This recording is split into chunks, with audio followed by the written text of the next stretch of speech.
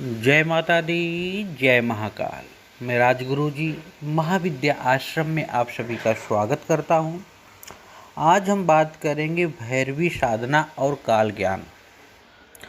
मतलब हम भैरवी साधना को संपन्न करके काल का मतलब भविष्य, भूत भविष्य वर्तमान को कैसे जान सकते हैं, काल को भी अपने वश में कैसे कर सकते हैं।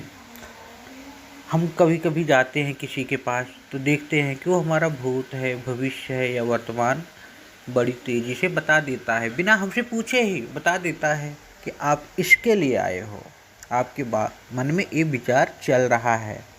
तो हम उसको कौन सी साधना वो किया हुआ है और कैसे वो हमारे बारे में जान गया, इसके बारे में आज मैं आप लोगों को बताऊंगा कि हम रीज़न क्या है कि लोग ज्योतिषियों के पास जाते हैं या हस्तरेखा वालों के पास जाते हैं। कुछ तो सही बताते हैं, कुछ नहीं बता पाते हैं, कहीं परेशानियां होती हैं। ये ज्योतिषियों के लिए भी उत्तम है। कोई भी ज्योतिषी हो, अगर वो पंचांगुली है, वर्ताली है, वाराही है या एक काल भैरवी साधना संपन्न नहीं किया है, सिद्ध नहीं किया है गुरु के मार्गदर्शन में, तो वो किसी की भी कुंडली का सही ढंग से विश्लेषण नहीं कर सकता है। इसी तरह आप चौकी लगाते हो, आपको पता है आपके पास सिद्धियां हैं, आप दूसरे का इलाज कर देते हो, आप वशीकरण, उच्चाटन, विदेशरण, स्तंभन कर देते हो। लेकिन क्या है कि कलयुग में लोग चमत्कार देखना चाहते हैं, तो आप समाज की सेवा करते हो लेकिन आपको काल ज्ञान साधना सिद्ध नहीं है, आप उसके बारे में बता नहीं पाते, तो लोग आपसे सोचते हैं कि आपको कुछ पता नहीं है। तो कई बार कई हमारे साधकों ने भी हमसे ये कहा और कई जिज्ञासाओं का मुझे पास फ़ोन आया कि गुरुजी कोई ऐसी साधना बताइए जिससे हम काल ज्ञान साधना के माध्यम से हमारे सामने आने वाले किसी भी व्यक्ति का हम उसके बारे में जान सकें, बता सकें कि उसे क्या प्रॉब्लम है और हम उसका निदान भी करें और अपना भी निदान करें। क्योंकि देखो, जब तक हम अपना निदान नहीं करेंगे हम दूसरे का निदान कैसे कर सकते हैं। जब हम अपने प्रश्नों का उत्तर नहीं जान सकते तो हम दूसरे के प्रश्नों का उत्तर कैसे दे पाएंगे। तो इस क्रिया को संपन्न करने के लिए ये साधना बहुत ही उत्तम है।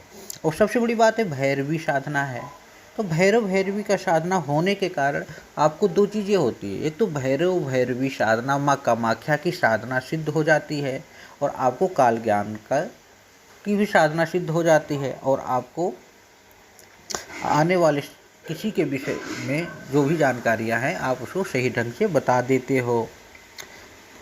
तो ये भैरवी साधना जो काल साधना है, लेकिन क्या है, लोग इसे मात्र भैरवी साधना को कामाख्या के रूप में या यौन साधना के रूप में ही जानते हैं। जैसे तंत्र में अगर एक महिला है तो भैरवी बनेगी और उसका मार्ग संभोग से होकर जाता है। ये वो ज्ञान है जो आजकल हर नई साधिका को दिया जा रहा है, परंतु ये अर्ध सत्य है। ये बोला जाए कि ये सत्य से काफ़ी दूर है। आज साधना का मैं जो गूढ़ रहस्य बताने जा रहा हूँ कि कौन है जो साधक भैरवी या भैरव बन सकता है। पहली बात, आपको ये जानना चाहिए कि जिसने वज्रोली साधना आती हो, जो काम नहीं साधना भाव से भैरवी साधना कर पाए। भैरवी साधना के 3 प्रकार हैं। माँ के रूप में भी कर सकते हो, कुमारी या बेटी के रूप में कर सकते हो, या अर्धांगिनी या लता या भैरवी के रूप में भी कर सकते हो। जब भैरवी साधना के स्वरूप हैं तो लोग उसे माँ या बेटी के रूप में क्यों नहीं अपनाते, क्यों उसे लता भैरवी या प्रेमिका के रूप में, अपनी काम वासना के रूप में देखते हैं। चलो, ये तो हर साधकों का अपना अलग अलग स्वभाव है, अपना अलग अलग रूप है।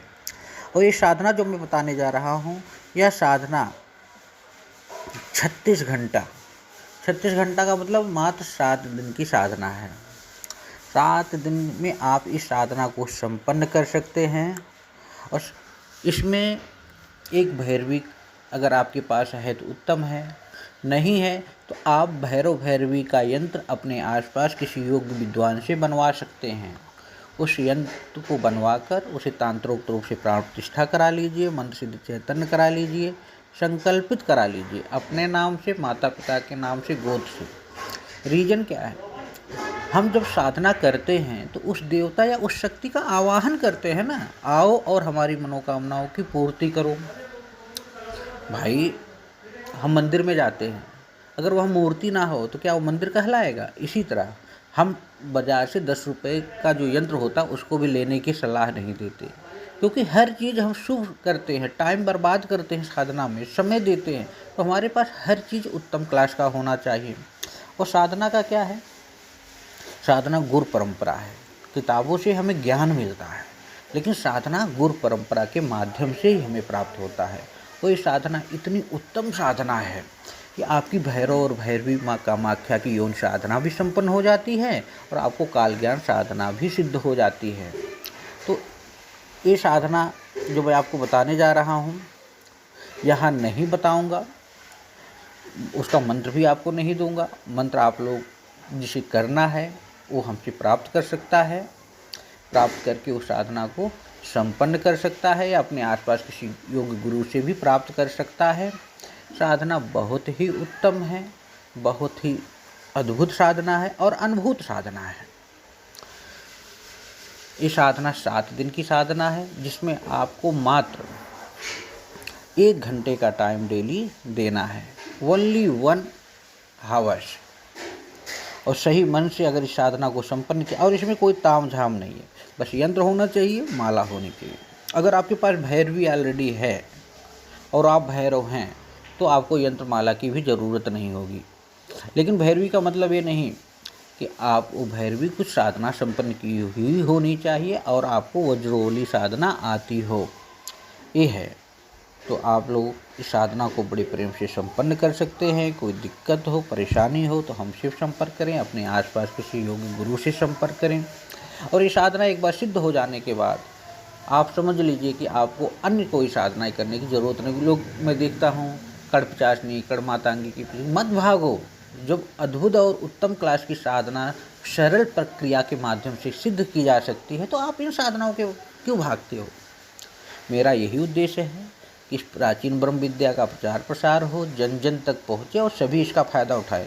तंत्र साधना कोई भी चीज़ किसी के बाप की बपौती नहीं है, ना आपके, ना मेरे, ना किसी और के। हाँ, गुरु का काम होता है मार्गदर्शक और शिष्य का काम होता है अखाड़े में उतर के पसीना बहाना। अगर साधक पसीना बहाना जानता है तो गुरु को देने में कोई एतराज़ नहीं होगा, अगर वो योग्य गुरु है तो। आप लोग साधनामय बने और आगे बढ़ें। हमारे महाविद्या आश्रम चैनल को शेयर करें, सब्सक्राइब करें। जय माता दी, जय महाकाल।